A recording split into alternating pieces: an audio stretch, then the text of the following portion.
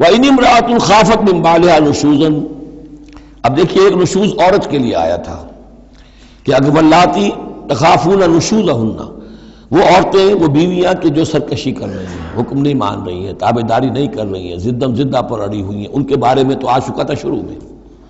اب یہاں عورتوں پر بھی تو ہو سکتا ہے کہ مرد ظلم کر رہا ہے، مرد جو ہے وہ ان کا حقوق ادا نہیں کر رہا ہے، شوہر جو ہے وہ اپنی قوامیت جو ہے اس کو غلط طریقے پہ استعمال کر رہا ہے، روب ڈالتا ہے، دھونس دیتا ہے، یا اور بری طریقے سے ستاتا ہے، تنگ کرتا ہے، تنگ کر کے وہ مہر معاف کرواتا ہے، یا کچھ اور، اگر ذرا اس کے والدین اچھے کھاتے پیتے ہیں تو لاؤ اپنے والدین کے گھر سے۔ یہ ساری گندگیاں جو ہمارے معاشرے میں ہوتی ہیں اور عورتیں بیچاری اس میں پستی ہیں، وہ جو چکی کے دو پارٹوں کے مابین۔ وَإِنِ امْرَأَةٌ خَافَتْ مِنْ بَعْلِهَا نُشُوزًا، اور اگر کسی عورت کو اپنے شوہر سے اندیشہ ہو جائے کہ وہ زیادتی کرے گا، وہ زیادتی کر رہا ہے اور وہ اس کے حقوق ادا نہیں کر رہا، او اعراضاً، یا اب وہ اس کی طرف میلان ہی نہیں رکھتا، اب وہ گویا کہ بیوی ہے ہی نہیں، اس کی طرف کوئی میلان نہیں، کوئی نئی شادی رچائی ہے اور سارا جو ہے توجہ جو ہے وہ اب نئی نویلی دلہن کی طرف ہے، او اعراضاً، جی بھر گیا، توجہ ہٹ گئی، فلا جناح علیہما، تو ان دونوں پر کوئی الزام نہیں ہوگا، ان یصلحا بینہما صلحا، کہ وہ آپس میں بیٹھ کر صلح کر لیں۔ صلح سے مراد یہاں پر اپنا معاملہ طے کر کے اور عورت خلا کر لے، والصلح خیر۔ لیکن خلا کرنے میں جیسا کہ ہم پڑھ چکے ہیں، عورت کو مہر چھوڑنا پڑے گا، لیا تھا تو کچھ واپس کرنا پڑے گا۔ والصلح خیر، صلح اچھی ہے۔ وأحضرت الانفس الشح، البتہ جو انسانی نفس ہے اسے لالچ جو ہے اس پر مسلط رہتا ہے۔ مرد چاہے گا میرا پورا مہر واپس کرو، عورت چاہے گی کہ مجھے کچھ بھی واپس نہ کرنا پڑے۔ وَإِن تُحْسِنُوا، یہ آ چکا ہے سورہ بقرہ کے اندر، یہ مضامین آ چکے ہیں۔ وَإِن تُحْسِنُوا، اگر تم نیکی کرو، تم مرد ہو، تم مردانگی کا ثبوت دو اس معاملے کے اندر، نرمی کرو، ان کا حق جو ہے زیادہ رکھو۔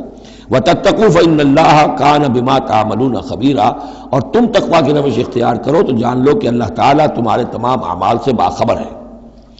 وَلَن تَسْتَطِيعُوا أَن تَعْدِلُوا بَيْنَ النِّسَاءِ، اچھا وہاں یہ آیت بھی آئی تھی کہ وَإِنْ خِفْتُمْ أَلَّا تَعْدِلُوا فَوَاحِدَةً، اگر تمہیں اندیشہ یہ ہو کہ تم اپنی بیویوں پہ اگر ایک سے زائد ہیں، دو ہیں، تین ہیں، چار ہیں، تو عدل نہیں کر سکو گے تو پھر ایک ہی پر اکتفا کرو، پھر دوسری شادی مت کرو۔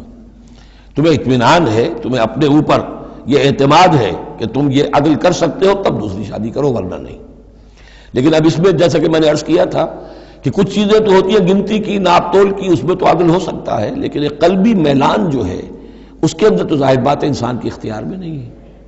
حضور صلی اللہ علیہ وسلم نے اپنی تمام ازواج کے لیے ہر چیز گن گن کر، یعنی باریاں بھی مقرر تھیں آپ کی شب باشی کی، دن میں بھی اب آپ ایک چکر لگاتے تھے عصر اور مغرب کے درمیان، تو تھوڑی تھوڑی دیر ہر اپنی زوجہ محترمہ کے پاس ٹھہرتے تھے، کہیں تھوڑی دیر بھی زیادہ ہو جاتی تو کھلبلی مچ جاتی تھی، آج وہاں کیوں ٹھہر گئے، آج زینب کے پاس زیادہ وقت کیوں لگ گیا، آج فلاں کیا ہو گیا، وہاں شہد دیا گیا تھا، وہ شہد پی رہے تھے تو اس وجہ سے دیر لگ گئی۔ تو حضور سے جب کہا گیا اشارے کنائے سے، آپ نے قسم کھا لی اچھا میں آئندہ کبھی شہد نہیں پیوں گا، حضور نے اللہ تعالیٰ نے ٹوک دیا کہ حضور یہ کیوں آپ قسم کھا رہے ہیں، لما تحرم ما احل اللہ لک تبتغی مرضات ازواجک۔ تو یہ چیزیں جو ہوتی ہیں انسانی معاشرے میں، بہرحال بہت بہتر معاملہ تھا، بہت بہتر تھا حضور کی ازواج مطہرات کا آپس میں، لیکن یہ کہ بالکل ظاہر بات ہے کہ کچھ نہ کچھ تو شوق ناپا جو ہوتا ہے اس کے کوئی نہ کوئی اثرات تو ہوتے ہیں، یہ عورت کی فطرت ہے، وہ اس کے اندر اختیار میں نہیں ہے۔ تو یہ چیزیں جو ہے فرمایا کہ اگر تم وَلَن تَسْتَطِيعُوا أَن تَعْدِلُوا بَيْنَ النِّسَاءِ، تمہارے لیے ممکن ہی نہیں ہے کہ تم عورتوں کے مابین انصاف کر سکو۔ مراد کیا ہے؟ قلبی میلان، یہ حدیث کے اندر واضح ہو گیا۔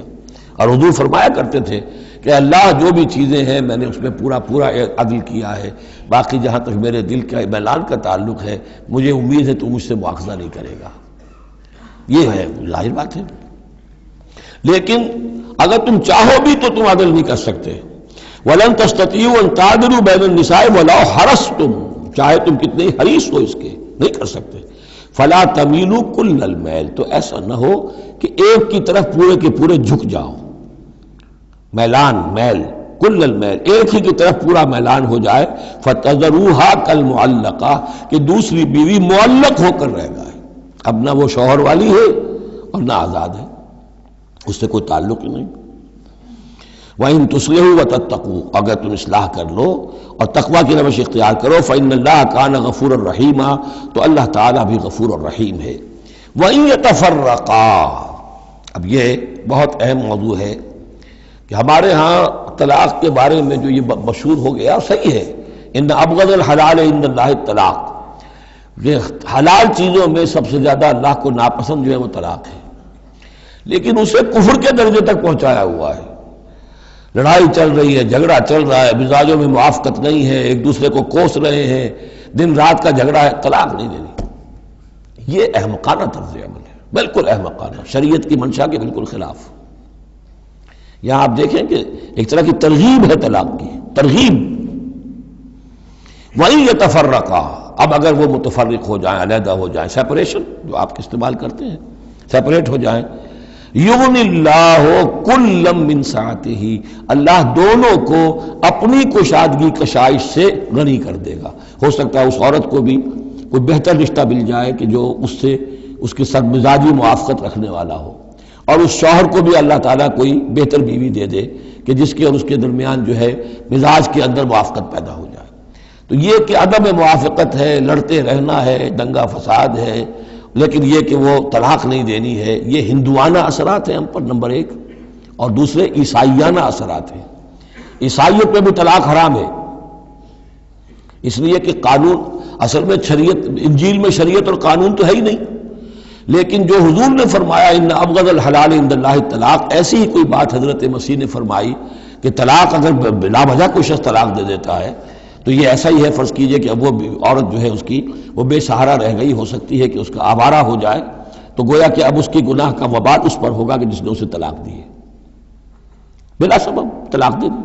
اب وہ عورت جو ہے اگر اس کی شادی اور نہیں ہوئی تو اس کی آوارگی کا امکان موجود ہے۔ تو اس کو سمجھنا چاہیے کہ یہ اخلاقی تعلیم تھی، یہ قانونی تعلیم نہیں تھی۔ قانونی تعلیم تو وہی ہے کہ جو تورات کے اندر ہے، آپ حضرت مسیح فرما کر گئے ہیں کہ یہ نہ سمجھو کہ میں قانون کو ختم کرنے آیا ہوں، موزائک لا جو ہے حضرت موسیٰ کی شریعت وہ تم پر نافذ رہے گی، لاگو رہے گی، عائد رہے گی۔ تو قانون قانون ہے اور اس کے ساتھ اخلاق کی تعلیم ہوتی ہے۔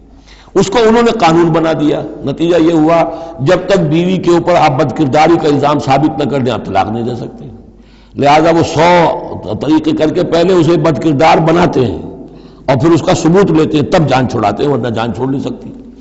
تو یہ سارا کا سارا معاملہ جو ہے شریعت کے اندر تو جو صحیح راستے رکھ دیے گئے ہیں ان کو اگر چھوڑا جائے گا تو پھر غلط راستے اختیار کرنے پڑیں گے۔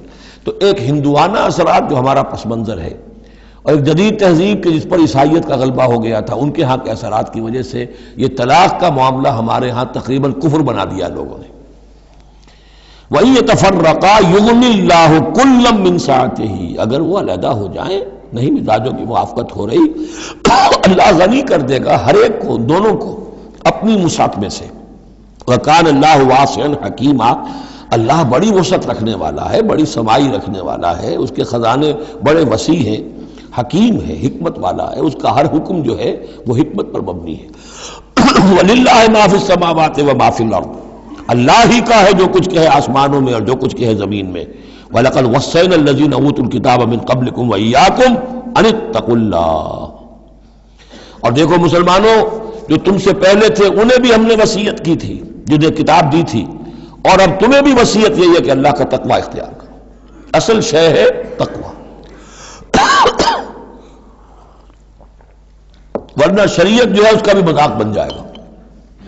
اسی لیے حضور کا جو خطبہ ہے بہت مشہور، عام جمعوں میں آپ سنتے بھی ہوں گے، اوصیکم ونفسی بتقوی اللہ، مسلمانوں میں تمہیں بھی وصیت کرتا ہوں اور اپنے نفس کو بھی وصیت کرتا ہوں کہ اللہ کا تقوی اختیار کریں۔ قوا انفسکم واہلیکم نارا، بچاؤ اپنے آپ کو اور اپنے اہل و عیال کو آگ سے۔ تو یہ تقوی جو ہے، وَلَقَدْ وَصَّيْنَا الَّذِينَ أُوتُوا الْكِتَابَ مِن قَبْلِكُمْ، تم سے پہلے جن کو کتاب دی گئی تھی انہیں بھی ہم نے وصیت کی تھی، وَإِيَّاكُمْ، اور سن لو تم بھی کان کھول کر، تمہیں بھی یہ وصیت ہے، أَنِ اتَّقُوا اللَّهَ، کہ اللہ کا تقوی اختیار کرو۔ وَإِن تَكْفُرُوا، اگر تم نہ مانو گے، فَإِنَّ لِلَّهِ مَا فِي السَّمَاوَاتِ وَمَا فِي الْأَرْضِ، تو جو کچھ بھی ہے آسمانوں میں اور جو کچھ بھی ہے زمین میں وہ اللہ ہی کا ہے۔ وَكَانَ اللَّهُ غَنِيًّا حَمِيدًا، اور اللہ تعالیٰ تو غنی ہے، اپنی ذات میں خود ستودہ صفات ہے۔ وَلِلَّهِ مَا فِي السَّمَاوَاتِ وَمَا فِي الْأَرْضِ، اور آسمانوں اور زمین میں جو کچھ ہے وہ اللہ کا ہے۔ وَكَفَى بِاللَّهِ وَكِيلًا، اور اللہ کافی ہے کارساز ہونے کے اعتبار سے۔ عورت بھی یہ سمجھے میرا کارساز اللہ ہے، یہ شوہر جو میرا ہے یہ ظلم کر رہا ہے، میرے ساتھ انصاف نہیں کر رہا ہے، تو میں اسے تعلق منقطع کروں، اللہ بہتر میرے لیے کوئی راستہ پیدا کر دے گا، اللہ کارساز ہے۔ اسی طریقے سے مرد بھی یہ سمجھے، کوئی عورت ہے دین کے معاملے میں نہیں اس کے ساتھ تعاون کر رہی ہے، وہ دین کا کام کرنا چاہتا ہے، تو آخر یہ نہیں ہے کہ سمجھا جائے کہ ہر صورت عورت سے تو نباہ کرنا ہے چاہے اللہ سے بغاوت ہو جائے، یہ تو کوئی بات نہ ہوئی، ہر چیز کو رکھنا ہے اپنے مقام پر۔ ان یشاء یذہبکم ایھا الناس، اے لوگوں کیا سمجھتے ہو تم، اللہ چاہے تو تم سب کو لے جائے، ختم کر دے، ویات بآخرین، اور لوگوں کو پیدا کر دے، تمہاری کوئی حیثیت نہیں اللہ کے مقابلے میں، نفس واحد کی طرح ہو، جب چاہے اللہ تعالیٰ تم سب کو نسیہ منسیہ کر دے۔ وَكَانَ اللَّهُ عَلَىٰ ذَلِكَ قَدِيرًا، اور یقیناً اللہ تعالیٰ اس چیز پر قادر ہے۔ مَنْ كَانَ يُرِيدُ ثَوَابَ الدُّنْيَا فَعِندَ اللَّهِ ثَوَابُ الدُّنْيَا وَالْآخِرَةِ، جو کوئی بھی دنیا کا ثواب چاہتا ہے، ساری بھاگ دوڑ محنت دن رات کی کوشش دنیا کمانے میں، اور پیسہ اور دولت اور جائیداد اور ترقی، عہدوں میں ترقی، اور اپنی اور زندگی کے اور ان چیزوں کے اندر لگے ہوئے ہیں سارے دن ساری رات، عند اللہ ثواب الدنیا والآخرہ، اللہ کے پاس تو ثواب دنیا کا بھی آخرت کا بھی ہے۔ تو ہی ناداں چند کلیوں پر قناعت کر گیا، ورنہ گلشن میں علاج تنگی دوران بھی تھا۔ اللہ سے تم مانگو، دنیا بھی مانگو آخرت بھی مانگو۔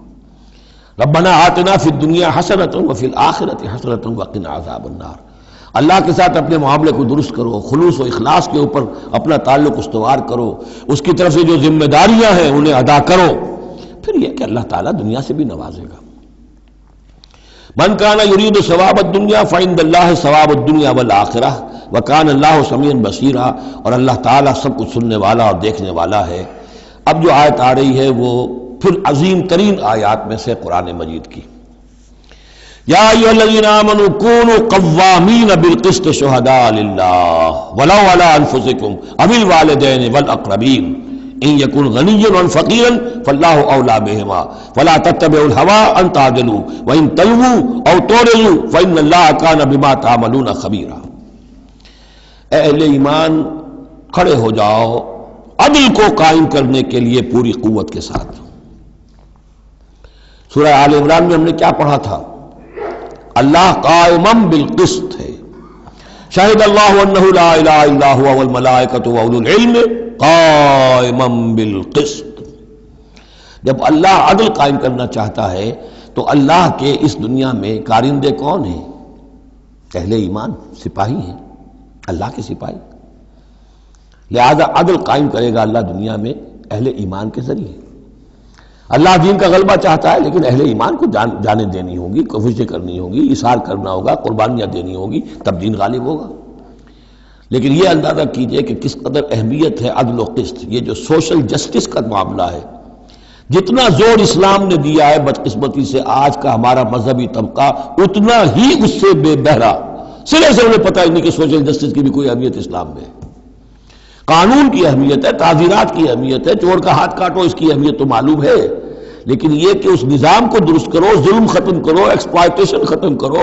یہ سرمایہ دار جس طریقے سے خون چوس رہے ہیں اور چوس چوس کر جیسے مچھر پھول جاتا ہے ہمارا خون پی کر، اس طرح وہ پھولے ہوئے ہیں، آخر یہ پورا نظام درست کرو نا۔ یہ مشین جو ہے، یہ پورا نظام جو ہے جس میں کہ ڈسٹریبیوشن آف ویلتھ جو ہے اس کا نظام غلط ہے۔ ایک ایسی چکی ہے کہ آٹا پیس کر ایک طرف ڈالتی ہے دوسری طرف ڈالتی ہی نہیں، ایک طرف بھوک ہے، کاد الفقر یکون کفرا، یہ فقر جو ہے یہ تو کفر تک انسان کو پہنچا دیتا ہے۔ پہلے وہ نظام قائم کرو جس میں عدل ہو، جس میں ضمانت دی گئی ہو کہ ہر شخص کی، ہر شہری کی بنیادی ضروریات کی کفالت ہے جو نظام خلافت کے اندر ہے۔ پھر کوئی چوری کرے تو ہاتھ کاٹو، ضرور کاٹو، لیکن یہ ہے کہ قانون تو ہمیں معلوم ہے، بحالات موجودہ آپ وہ قانون نافذ کر دیجئے، فائدہ ہوگا حرام خوروں کو، بلیک مارکیٹیوں کو، جنہوں نے کہ حرام خوری سے دولت جمع کی ہوئی ہے۔ چور کا ہاتھ کٹے گا تو وہ پھر پاؤں پھیلا کے سوئیں گے، انہیں ڈر کائے کا رہا، فائدہ انہیں ہوگا۔ اصل شے یہ، میں یہ نہیں کہہ رہا کہ شریعت نافذ نہ کی جائے معاذ اللہ، لیکن یہ کہ شریعت شریعت ہے، دین دین ہے۔ لا جو ہے وہ سب سرو کرتا ہے سسٹم کو، قانون جو ہے وہ کسی نظام کو قائم کرتا ہے، مضبوط کرتا ہے، سب سرو کرتا ہے، اس کی خدمت کرتا ہے۔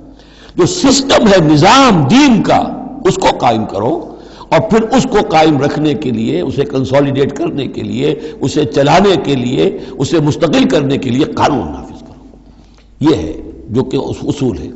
یا ایھا الذین آمنوا کونوا قوامین بالقسط شہداء للہ، یہی مضمون سورہ مائدہ میں بھی آ جائے گا، کل ہم پڑھیں گے انشاءاللہ۔ صرف یہ کہ اس میں ترتیب بدل گئی ہے، یا ایھا الذین آمنوا کونوا قوامین للہ شہداء بالقسط، بس اتنا فرق ہے۔ لیکن اس میں اشارہ ہو گیا کہ اللہ اور قسط گویا کہ مترادف الفاظ ہیں۔ گواہ بن جاؤ اللہ کے یا گواہ بن جاؤ قسط کے، کھڑے ہو جاؤ اللہ کے لیے یا کھڑے ہو جاؤ انصاف کے لیے۔ معلوم ہوا اللہ اور قسط یہ مترادف ہیں۔